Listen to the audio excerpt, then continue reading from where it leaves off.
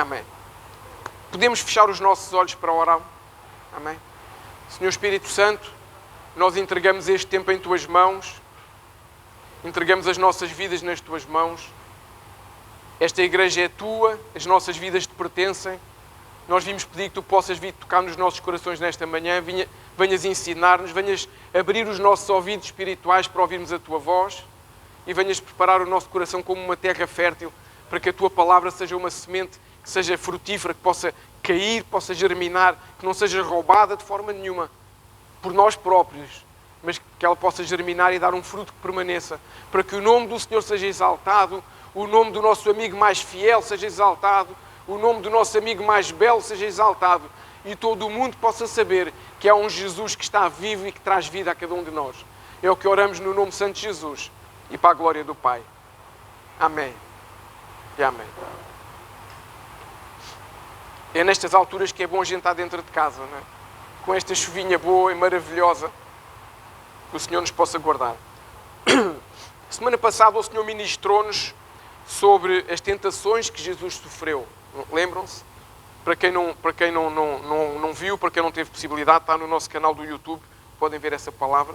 Nós percebemos de forma clara que as tentações que o Senhor Jesus sofreu, seja pelo diabo, quando foi levado pelo Espírito Santo no deserto, seja mais à frente no jardim do Getsemane, vimos esses dois exemplos, são tentações que foram colocadas em 3 níveis, por assim dizer. Tentações no corpo, tentações ao nível da alma e tentações ao nível do espírito. Não é? Claro, quando ao fim de 40 dias e 40 noites o diabo lhe pergunta se ele não quer transformar pedras em pão, estamos a falar do corpo, a fome. Naturalmente Jesus deveria ter fome. E nós percebemos isso, mas também percebemos que o objetivo dessas tentações, sejam elas em que nível for, é um só. É levar-nos a cair na tentação. Porque ao pecarmos, nós estamos a ficar afastados da presença de Deus. É isso que o diabo quer. Quanto mais longe estamos de Deus, mais fácil nós sermos influenciados por Ele.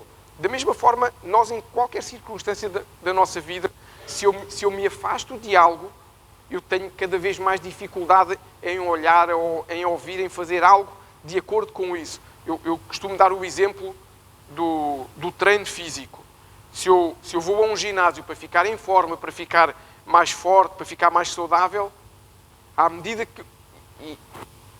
E um determinado momento eu me afasto desse ginásio, à medida que eu me afasto do ginásio, eu começo a ficar mais perto de quê?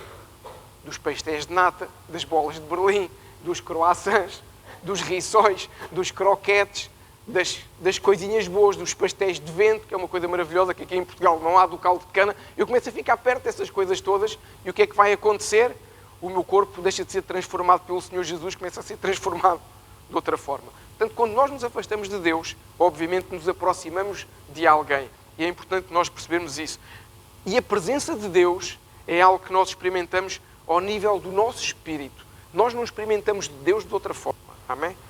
Nós podemos ficar emocionados por algo que está a acontecer na presença de Deus, mas a presença de Deus toca o nosso espírito. Porque nós somos, como eu disse, o Senhor nos fez em Gênesis, à sua imagem conforme a sua semelhança. Nós somos um espírito, nós temos uma alma e nós habitamos num corpo, um corpinho, esta bela carcaça que um dia há de ir para o pó, do pó viemos e do pó nos tornaremos.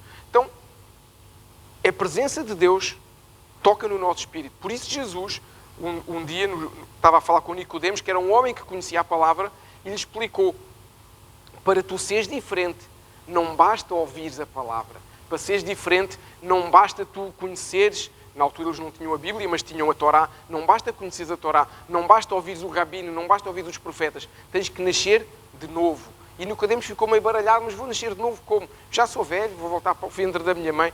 E Jesus explicou, não, nascer de novo é nascer do Espírito, porque o nosso nascimento natural é da carne. Então o que Jesus nos diz é que nós temos que nascer no Espírito. Então, isto é uma questão lógica. Se nós nascemos no Espírito, quando nós nascemos no Espírito, nada muda no nosso corpo. Quando é que nós nascemos no Espírito? Nós nascemos no Espírito quando aceitamos Jesus como nosso Senhor.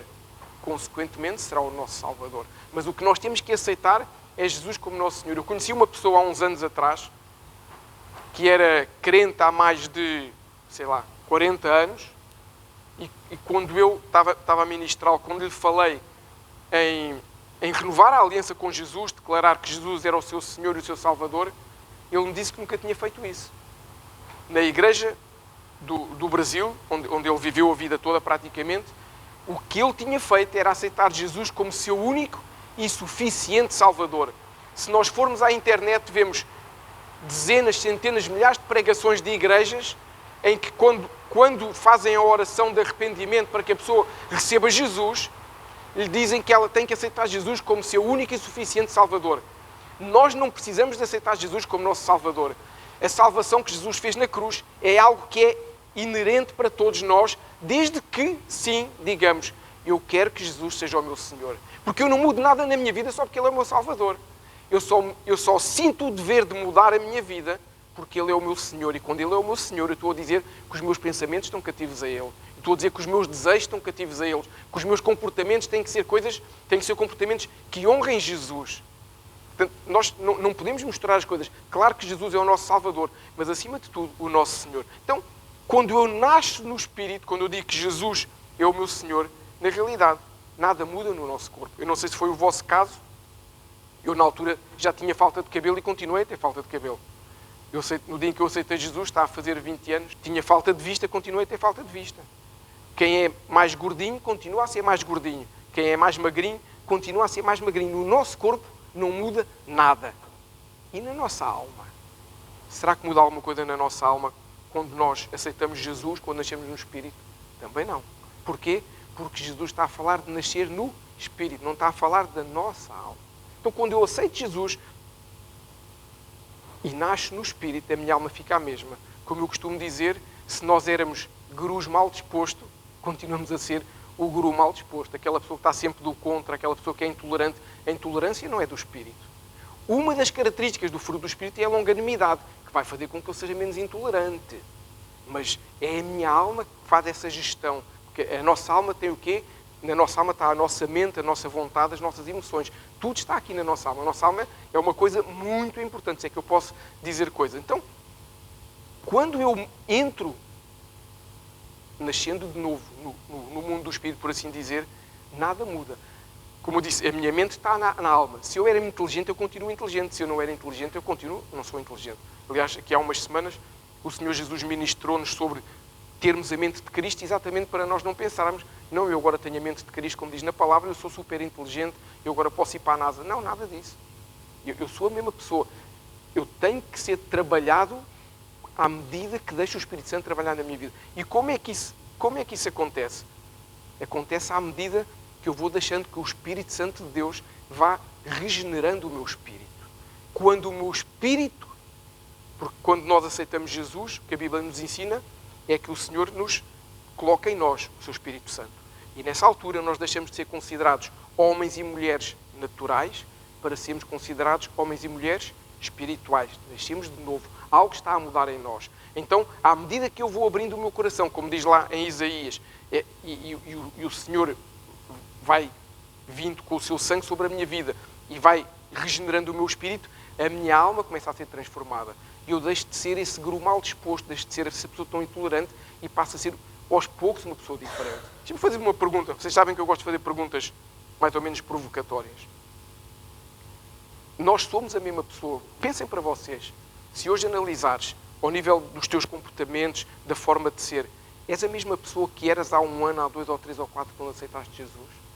Não. Nós melhorámos em alguma coisa. Mas também Jesus não tem um botão nas nossas costas para a gente mudar. É algo que nós temos que permitir que o Espírito Santo faça em nós. Isso vai acontecendo. Mas na altura em que eu aceito Jesus, só por si, isso não muda nada na minha vida. Se eu tenho um vício, eu continuo com esse vício. Se eu tenho um pecado de estimação, daqueles que eu, na pandemia eu ia passear à rua, não é? Porque a gente só podia ir à rua passear animais, eu ia passear o meu pecado. Se eu tenho um vício, se eu tenho um pecado, não muda.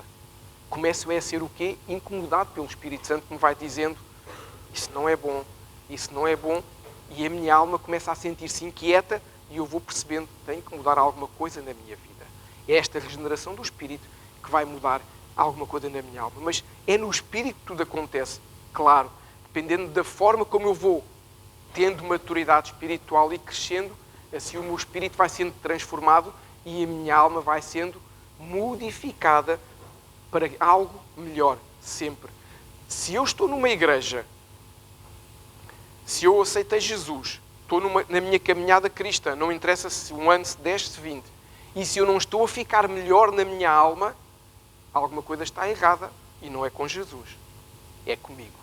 É porque eu se calhar estou a viver uma vida com uma máscara, estou-me a esconder de alguma coisa, estou a tentar esconder alguma coisa, e isso vai fazer o quê? Com que eu até fique mais incomodado e comece a ser uma pessoa mais intolerante. Porque é ao nível da nossa alma que nós vamos percebendo estas mudanças que acontecem com a regeneração do nosso espírito. É ao nível da nossa alma que nós nos sentimos realizados, por exemplo, com o nosso trabalho, com a nossa família. Hoje o Senhor vai nos falar da alma, porque a alma realmente é algo muito importante. A nossa alma pode ser algo que nos ajuda ou pode ser algo que nos atrapalha. É na nossa alma que nós nos sentimos realizados. Por exemplo, ontem o meu filho mais novo fez anos, 14 anos. Onde é que eu senti a alegria por ele fazer 14 anos? Na minha carne? Não. Na minha carne só o bolo. No espírito, claro, eu orei por ele, orámos, declarámos vida do Senhor sobre ele. Mas a alegria de ver as fotografias quando ele nasceu, feinho como tudo, mas é assim, nenhum de nós nasce bonito. Não é? Só a história da coruja que os filhos dela eram os mais bonitos de todos. Mas essa alegria é onde? É na nossa alma, quando nós podemos perceber essas coisas, quando nós fazemos um negócio que é fantástico, essa realização é onde? Na nossa alma. Quando nós, como ainda jovens, chegamos a uma faculdade, tiramos boas notas e entramos, conseguimos um emprego, essa alegria vem onde? Na nossa alma. Tudo que nós vamos conquistando, de bom ou de mau, é na nossa alma. Quando nós fazemos algo errado e no dia seguinte começa a sentir um peso no coração, todos nós já passámos por isso, amém? Fizemos algo que não devíamos. Esse peso no coração é onde? Na nossa alma.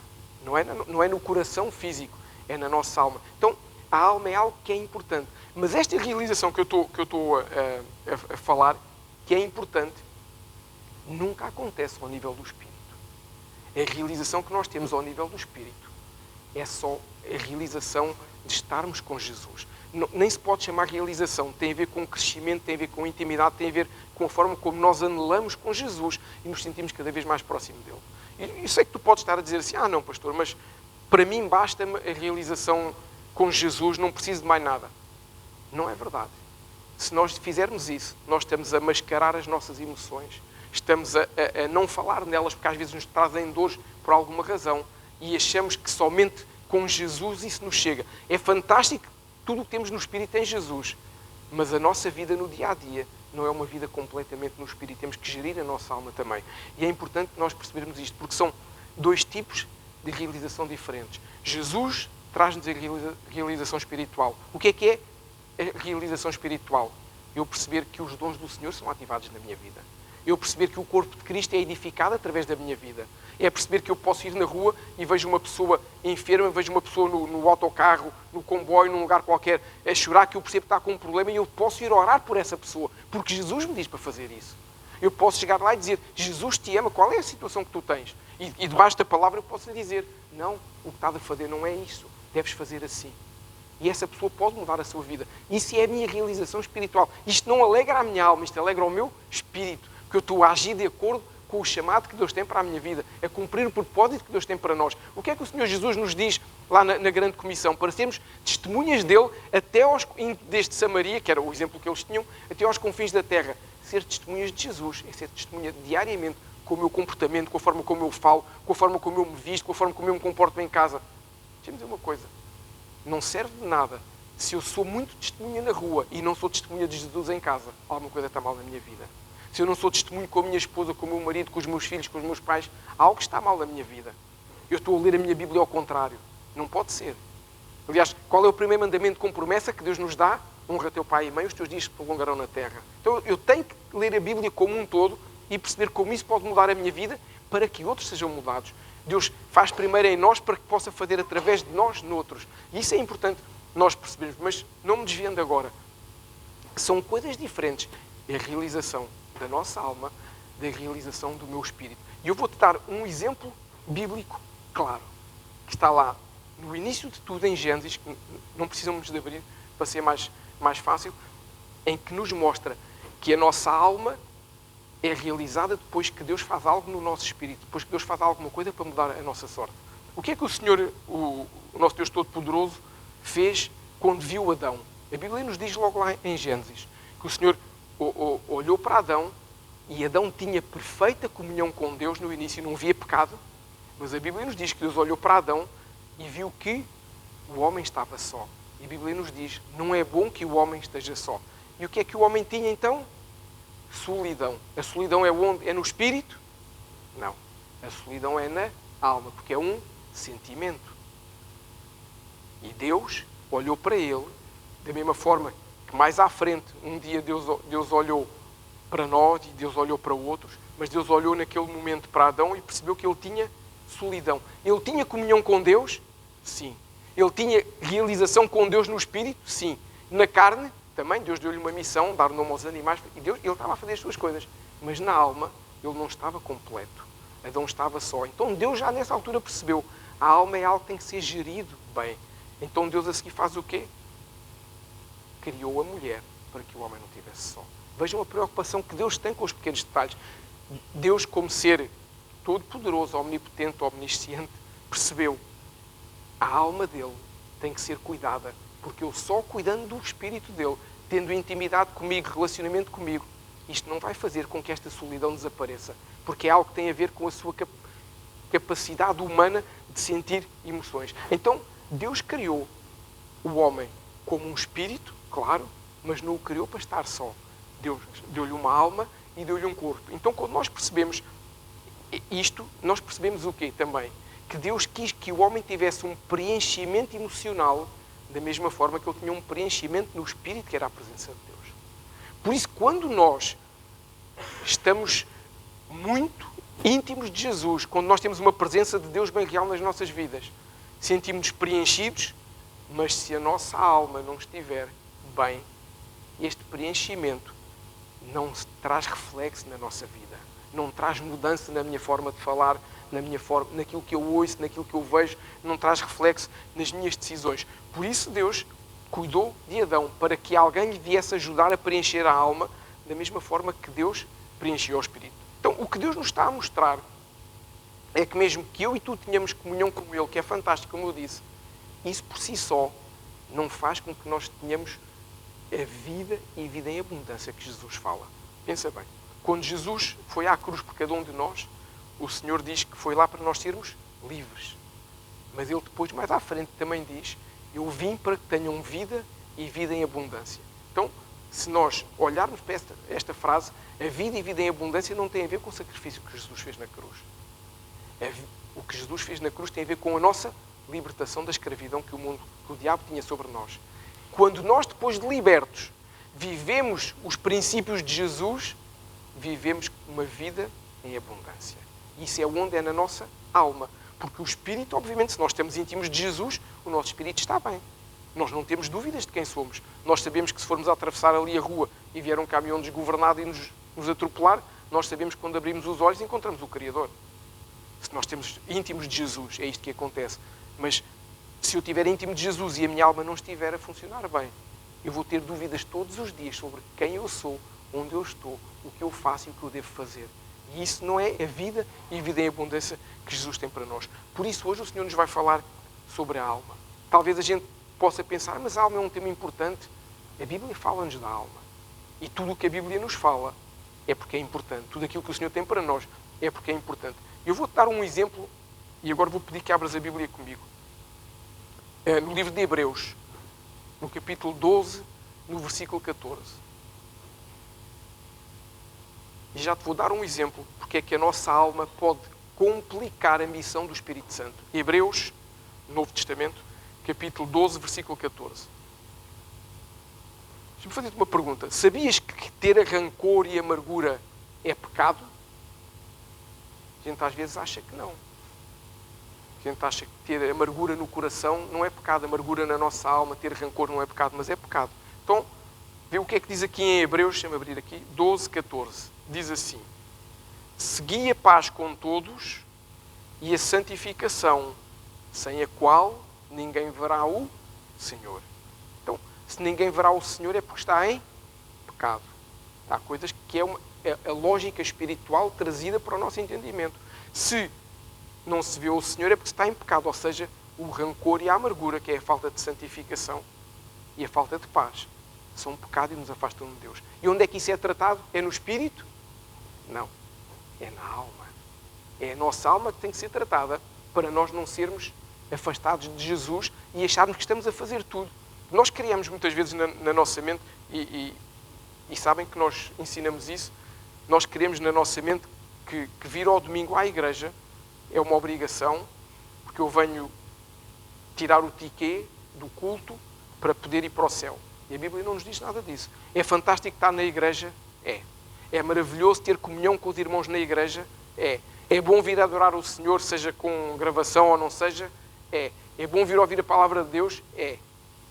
É uma das etapas do nosso crescimento espiritual.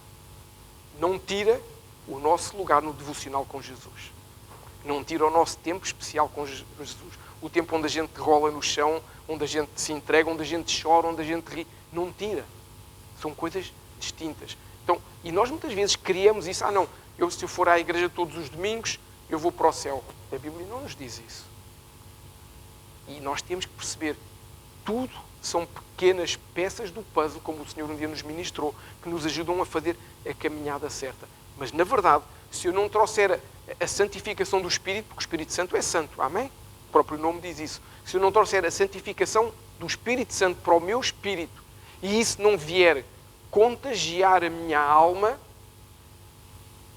é a mesma coisa que eu tivesse a fazer um pecado espiritual de uma forma consciente.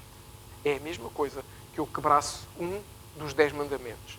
É exatamente a mesma coisa. Porquê? Porque na minha alma eu estou a criar filmes, estou a fazer coisas, porque isto, deixa-me dizer-te uma verdade inquestionável. Não é o nosso espírito que nos afasta de Deus. O nosso espírito tem anseio por estar com Deus. O que nos afasta de Deus é a nossa alma. O que nos leva a ter comportamentos inadequados não é o nosso espírito, é a nossa alma. E agora pensas assim, e a nossa carne? A nossa carne não faz nada.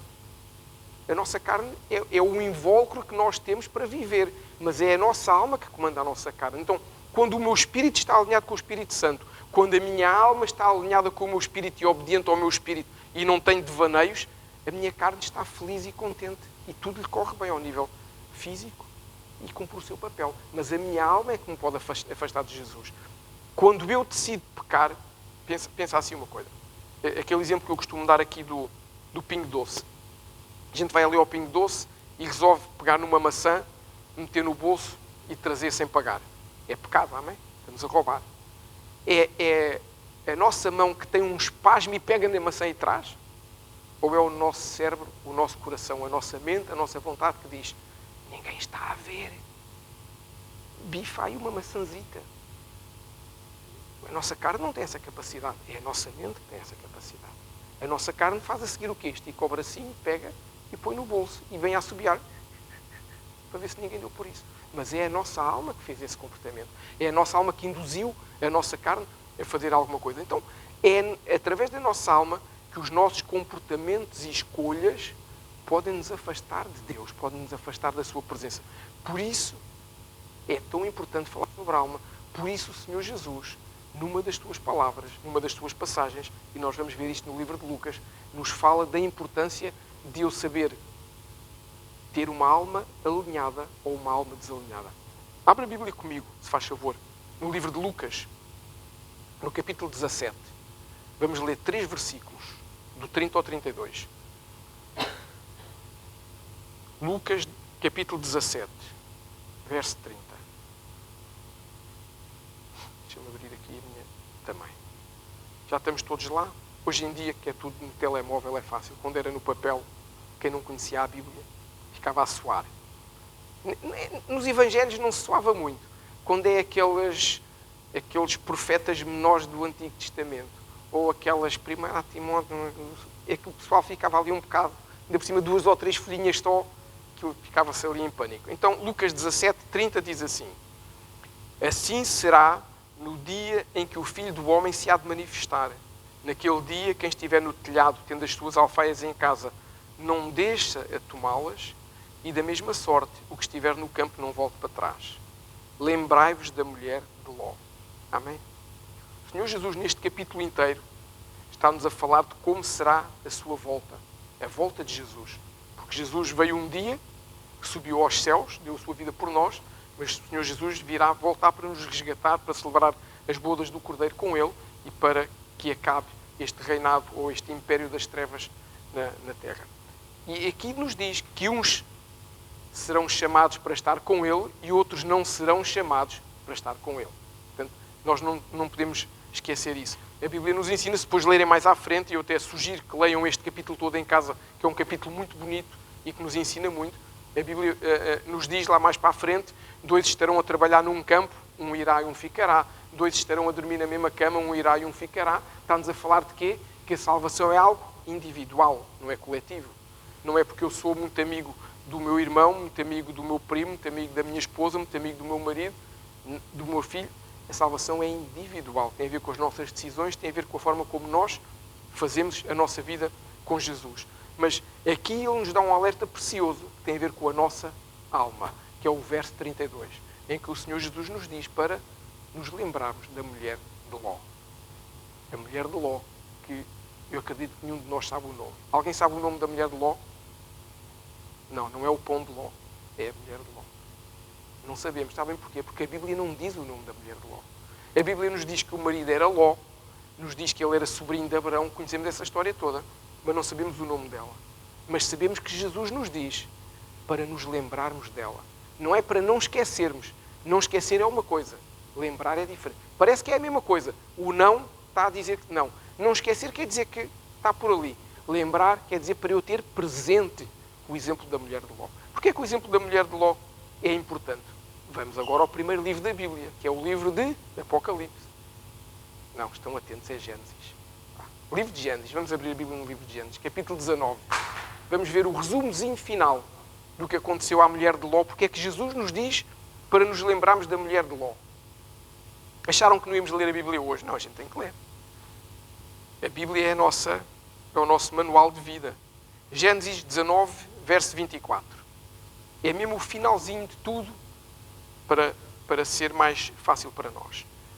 Diz assim, no verso 24: Então o Senhor fez chover enxofre e fogo do Senhor desde os céus sobre Sodoma e Gomorra, e destruiu aquelas cidades e toda aquela campina e todos os moradores daquelas cidades e o que nascia da terra. E a mulher de Ló olhou para trás e ficou convertida numa estátua de sal. Amém? Eu acredito que todos conhecemos mais ou menos esta história. Sodoma e Gomorra eram cidades onde o pecado era algo aceito como normal, a impiedade, a imoralidade, a violência faziam parte do dia-a-dia desta cidade. Eu diria que hoje em dia muitas das nossas cidades já ultrapassaram o limite de Sodoma e Gomorra.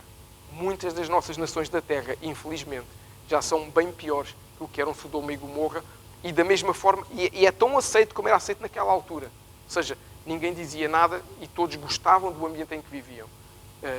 Porque alguns ganhavam alguma coisa e infelizmente, quando se tem aqui estas decisões por causa de ganhos, é muito complicado. Ló e a sua família viviam nesta cidade por causa das suas escolhas erradas. Lembram-se, no início disto tudo, Abraão e Abraão disse ao seu sobrinho, deu-lhe a primazia de escolher os melhores terrenos para ele. E nós já falámos sobre isso aqui, o Senhor já nos ministrou uma vez.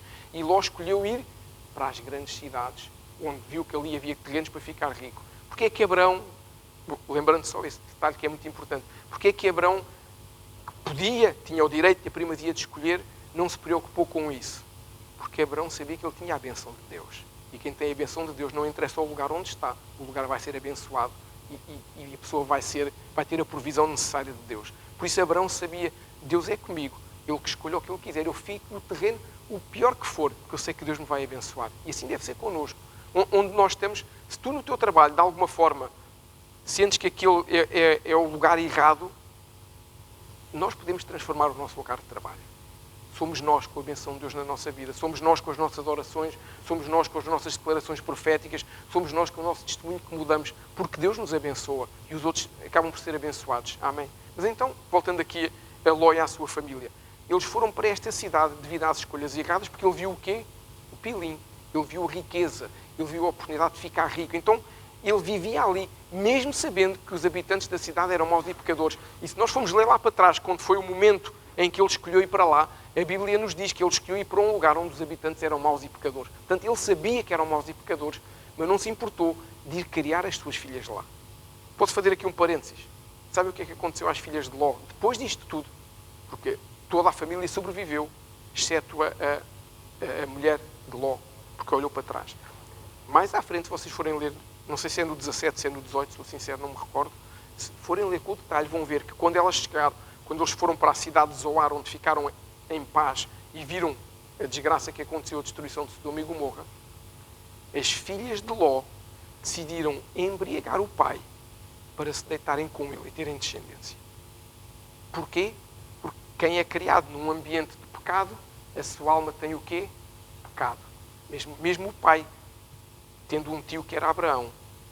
Mais uma vez, a salvação é individual, a escolha do pecado também é individual. E elas fizeram isso. E uma delas deu origem aos Moabitas. Deu origem, depois casou-se com o homem de Moab e deu origem à descendência de Moab. E nós já percebemos numa ministração que o Senhor nos fez há algum tempo atrás, que os Moabitas eram aqueles que o Senhor punha atalaias. Lembram-se daquele rei que usou a estratégia de balão para tentar enganar? Era o rei de Moab. Portanto, o pecado nunca nos leva para nada de bom. O pecado nos afasta de Jesus. O pecado nos afasta dos princípios que a Bíblia nos ensina. E cria-se um caminho paralelo em que parece que estamos a fazer o que é certo, mas estamos a fazer a nossa vontade e não a vontade de Deus para nós. Mas, voltando aqui, Ló escolheu viver num lugar onde havia pecado, num lugar onde havia tudo o que era contrário à palavra de Deus. E Deus, quando se apercebeu, não da situação de Ló, mas quando se apercebeu que o pecado era tão intenso naquela cidade, o que a Bíblia nos diz é que Deus decidiu destruir aquelas cidades para que ali ficasse confinado o mal. Inclusive, não nascia mais nada ali. Portanto, aquilo era completamente arrasado. Mas Abraão intercedeu por Ló. E nós também percebemos aqui o amor que Deus tem para connosco, mesmo quando nós fazemos coisas erradas. O amor de Deus não muda. Abraão intercedeu de tal forma que Deus disse, ok, podes tira-os de lá e eu só depois é que eu destruo. Isto é a minha versão. Mas, na verdade, Deus avisou Abraão que vai destruir e Abraão fez o quê? Mandou emissários e Deus mandou anjos para irem trazer Ló. É uma história muito, muito interessante e muito bonita. E, na realidade, eles foram salvos. Como eu digo, leiam esta parte em casa porque é muito interessante. Eles são salvos, mas eu vou-me cingir aqui à mulher de Ló. No entanto, quando eles já estavam fora de Sodoma e Gomorra, quando eles já estavam naquela cidade de Zoar, o que é que acontece? A mulher de Ló olhou para trás. E ao olhar para trás, ela foi transformada numa estátua de sal. Na realidade, ela foi salva para nada, não é? Foi salva para morrer logo a seguir, mas isso foi uma decisão dela. Pergunta, porquê é que ela foi transformada numa estátua de sal? Porquê é que ela morreu? Porque desobedeceu a Deus. Deus deu uma direção que foi, no verso 17, se não me engano, foi para não olharem para trás. Porquê é que Deus diz para não olharem para trás? Porque foi que é teimoso, quis impor a sua posição? Não. Porque Deus sabe que quando nós olhamos para trás, nós podemos ser atacados na nossa alma por aquilo que deixámos para trás, por aquilo que deixámos no Egito. Por isso é que às vezes nós costumamos dizer que o povo saiu do Egito, mas o Egito não saiu do povo. O pessoal saiu do lugar de escravidão, mas tinha vontade de voltar a comer a carninha, mesmo que a seguir levasse umas chibatadas e o faraó os tratasse mal. E nós, como seres humanos, não somos diferentes dos outros, somos todos humanos. E Deus sabia que se ele olhasse para trás, a tendência podia ser o quê? Ainda vou lá buscar algumas coisinhas que deixei na mesa de cabeceira, ainda vou lá buscar o meu iPhone, vou lá buscar... não havia nessa altura. Mas iam buscar lá qualquer coisa. E Deus sabia, então Deus dá uma direção para nos guardar. Sempre que Deus na Bíblia nos diz para não fazermos algo, não é nunca com uma vontade repressora, é para nos proteger do que esse algo pode fazer na nossa vida. Quando Deus diz para não se fazer isto, para não se fazer aquilo. Exemplo, quando Deus no Antigo Testamento diz quem tocar num morto tem que se afastar da sua aldeia durante X tempo. É porquê? Para preservar que o morto tivesse uma doença contagiosa e eu, ao apanhar a mesma doença, ia fazer mal à minha família e a toda a aldeia. Não é para me reprimir, é para me guardar. Tudo o que são os ensinos de Deus são para nos guardarem. Então, quando a mulher de Ló olhou para trás, o que é que significa este olhar para trás? Significa que ela deu ouvidos à sua alma e não ao que Deus disse. Ela desobedeceu tranquilamente àquilo que Deus disse. Conhecem alguém assim, mais antigo? O que é que aconteceu com Eva? A mesma coisa. Havia uma direção de Deus. Podem comer de tudo o que está no jardim, exceto da árvore do conhecimento do bem e do mal. Porque, certamente, morrerão. E a serpente foi lá e disse, olha isso, tens a certeza que é isso? E o coração dela, como já estava a cobiçar o que não poderia ter, foi fazer. Ou seja, a desobediência traz a morte, seja física, seja espiritual, que é o que a Bíblia nos ensina. Então, na verdade, ela foi quase salva, mas, como se costuma dizer, morreu na praia. Isto nos mostra o quê? Para nós hoje, século XXI, não há quase salvação. Ou somos salvos, ou não somos salvos. Não me serve de nada andar aí com um cartaz a dizer eu aceitei Jesus há 20 anos, há 30 ou 40 e viver uma vida de pecado, porque esse cartaz não serve rigorosamente para nada, porque eu fui quase salvo, mas pelas minhas decisões voltei a não ser salvo. E é isto que esta palavra nos vem mostrar. Em matéria de salvação, não existe o quase. Ou vamos para o céu, ou não vamos para o céu. Ou, quando acabar a celebração, nós vamos sair da igreja. Não vamos quase sair da igreja. Não é? Porque a igreja vai fechar a sua porta. Se alguém ficar cá dentro, vai ter que ligar para onde nós vir abrir a porta. Mas depois nós podemos ir para onde formos. Para onde quer que seja, mas para onde nós formos, nós temos que lá estar. Ou estamos, ou não estamos. O quase lá não há. E com a salvação é exatamente igual. Não há quase salvação. Ou vamos para o céu, ou não vamos para o céu. Mas foi uma decisão de quem? Foi de Ló? Foi das filhas de Ló? Foi dos anjos? Foi dos servos? Não. A decisão foi da mulher de Ló. Ela é que decidiu, eu vou fazer o que eu quero, porque eu quero, independentemente do que Deus me está a dizer para fazer. Eu acho que é isto que nós fazemos quando pecamos. Como eu costumo dizer, e vocês sabem, meio a brincar, eu não acredito que nenhum de nós, seres humanos, não estou a falar de nós, nenhum de nós, ser humano, acorda de manhã a dizer assim, é hoje que eu vou pecar.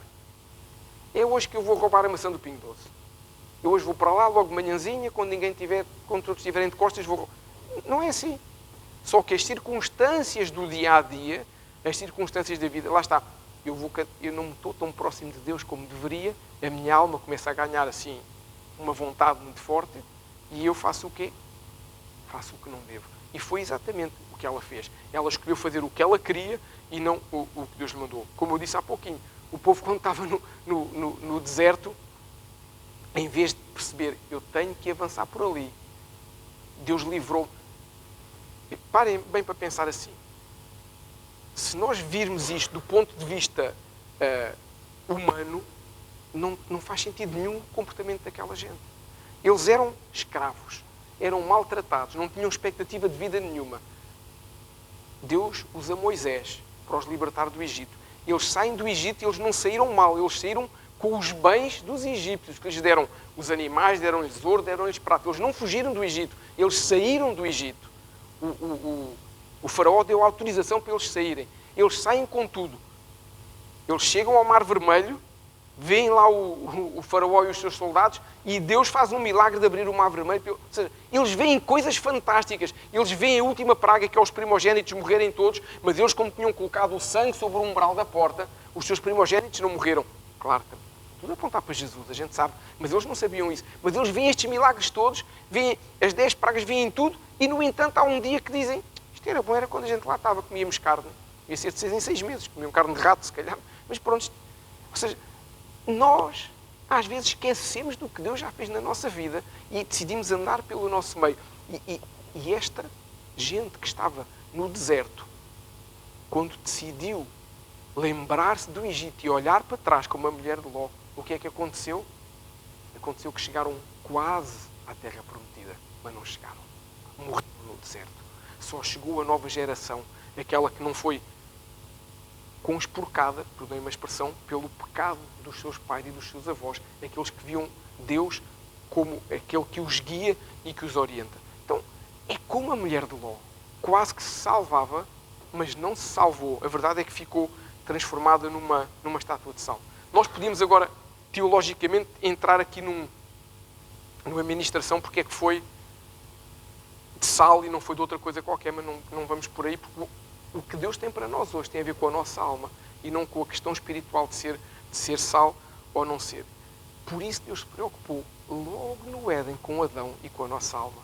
Porque Deus sabia e Deus sabe que se a nossa alma não estiver equilibrada, se a nossa alma não estiver ajustada, ela pode levar-nos a ficar no quase e não chegarmos ao nosso propósito. Pensa na tua vida profissional, seja ela qual for, um negócio que tenhas, o que quer que seja. Pensa que tu nunca concluís o teu negócio, seja um empreendimento, o que quer que seja. Estás sempre no quase. Isso vai acontecer o quê? Vai-te gerar uma frustração imensa porque nunca vais conseguir fazer nada. E a culpa é de quem? Das coisas que vão acontecendo? Não. A culpa, a responsabilidade é nossa.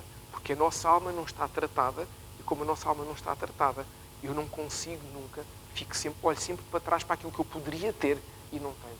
Não estou aqui a falar de outras circunstâncias, sei lá, imaginem, um exemplo triste, mas é o exemplo da Ucrânia. As pessoas estavam na Ucrânia, numa bela noite, deitaram-se e no dia seguinte acordam numa guerra. Isso aí é algo que passa. Não tem, quem tinha negócios, quem tinha sonhos, quem tinha planos, caiu tudo ali, mas não tem nada a ver com questões da alma. Não estamos a ver com coisas que não dependem só de nós. Mas, na verdade, nós sabemos que a nossa alma pode-nos ajudar a chegar ao nosso propósito, se estiver alinhada, ou pode-nos ajudar a ficarmos no quase do nosso propósito. A Bíblia não nos diz claramente qual foi a razão pela qual ela desobedeceu e olhou para trás. Na realidade, também não é relevante porque é que ela desobedeceu e olhou para trás. O que é relevante é ver a consequência e não a causa. Se foi porque ela teve curiosidade de ver aquilo a ser destruído, mas ainda não estava a ser destruído, ia começar naquela altura. Se foi porque ouviu algum... A Bíblia não nos diz isso. O que interessa é que, independentemente das razões que nós possamos ter, o que o Senhor nos está a dizer é: eu tenho que cumprir a sua palavra. Eu tenho que estar alinhado com a sua palavra. Porque quando eu decido dar prioridade à minha alma, aos meus sentimentos, às minhas emoções, eu vou claramente afastar-me de Jesus e vou normalmente ter uma atitude que não é aquilo que me leva para o cumprimento do propósito de Jesus, mas me faz ficar no quase. Então a pergunta que o Senhor tem para nós hoje é: como é que está a nossa alma? Quem é que toma as decisões na tua vida? Quem é que toma as decisões na nossa vida? É o Espírito ou é a alma? Lembram-se que eu disse, a nossa alma tem a nossa mente, a nossa vontade e as nossas emoções. Mas se ela estiver alinhada com o Espírito, ela está a fazer o que é o certo. Se ela estiver desalinhada com o Espírito, ela faz aquilo que lhe apraz, que acha que é mais favorável. Se ela estiver alinhada com o Espírito, está bem. Se estiver desalinhada com o nosso Espírito, ela está, como costumamos dizer, à rédea solta. Ela está a fazer o que lhe apetece, o que lhe dá prazer e decide tudo o que quer. Pensa assim comigo.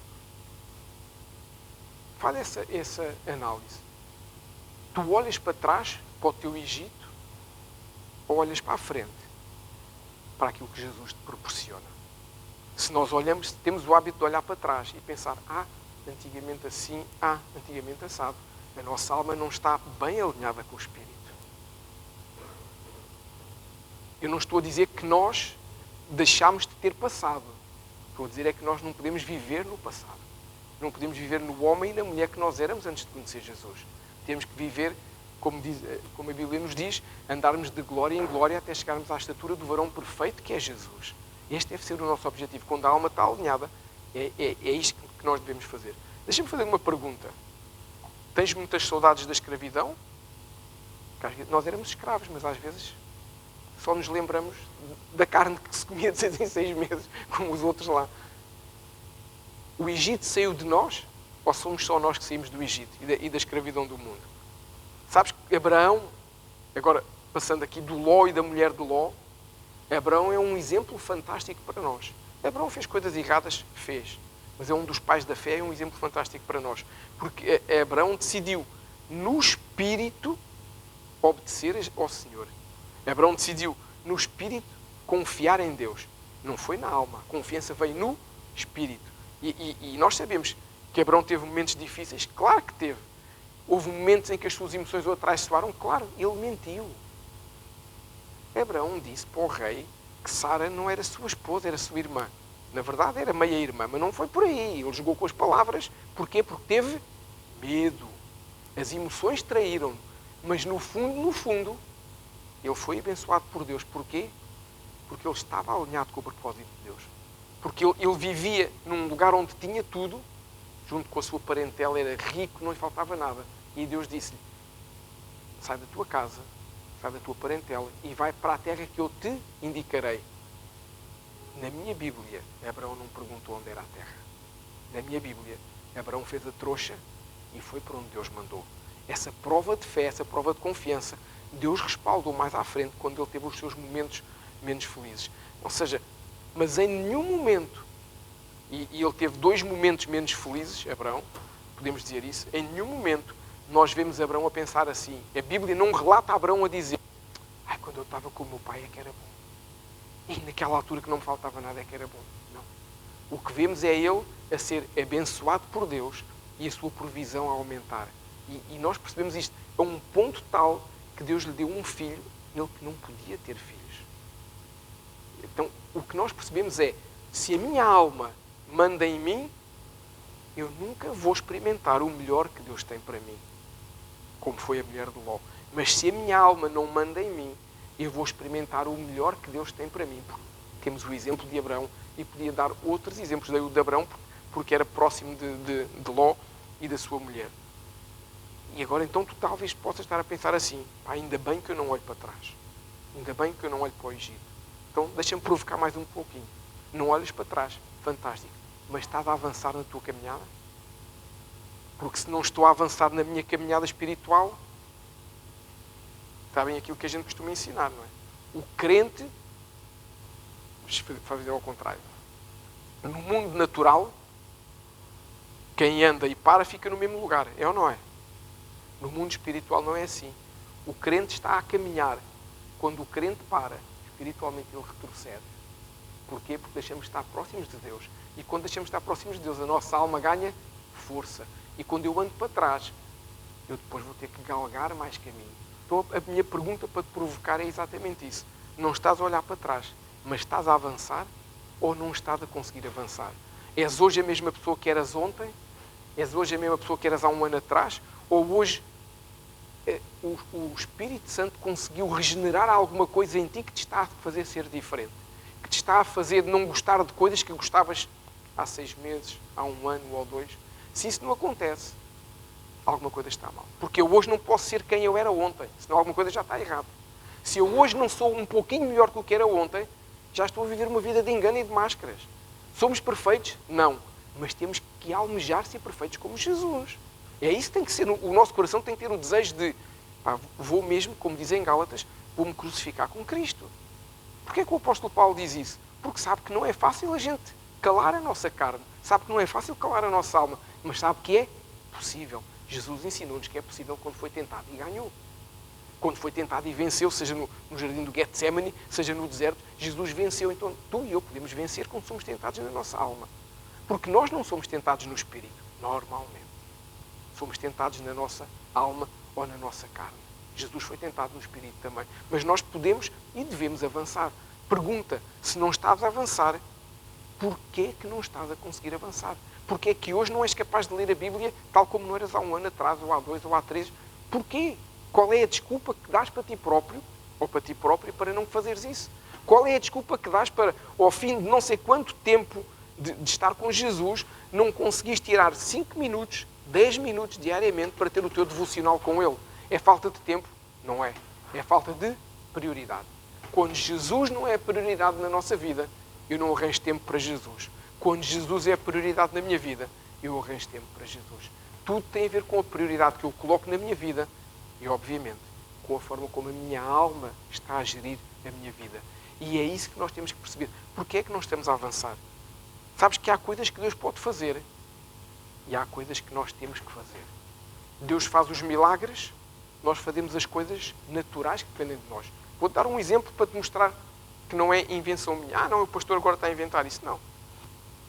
O Senhor regenera o nosso espírito, mas as nossas decisões e posicionamentos, não é Deus quem toma por nós. Sou eu que decido roubar a maçã do Pingo Doce ou não roubar a maçã do Pingo Doce. Não é? Sou eu que decido fazer o certo ou decido fazer o errado. Sou eu que tomo essas decisões. Vou dar um exemplo. Todos nós conhecemos a história de Lázaro. Amém? Lázaro morreu. Lázaro, irmão de Marta, irmão de Maria, lá em Betânia. Lázaro morreu.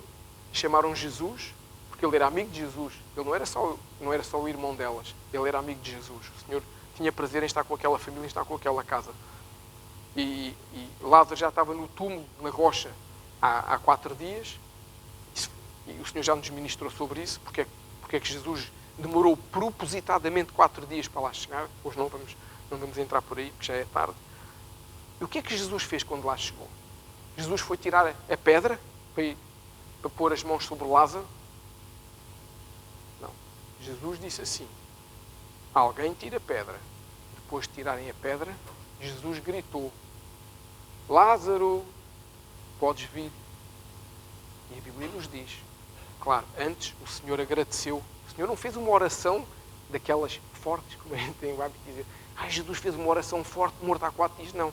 Jesus agradeceu a Deus e disse: Lázaro, podes vir. Tirem as ataduras. Então o que é que Jesus fez aqui? O que era humano? Não. Os humanos tiraram a pedra. E os humanos foram tirar as ataduras. Quem fez o milagre foi Jesus. Deus não vai nunca tomar a decisão por ti nem por mim. Deus vai fazer o milagre que eu precisar e que tu precisares no tempo dele, para que a minha vida possa cumprir o propósito que ele tem para nós.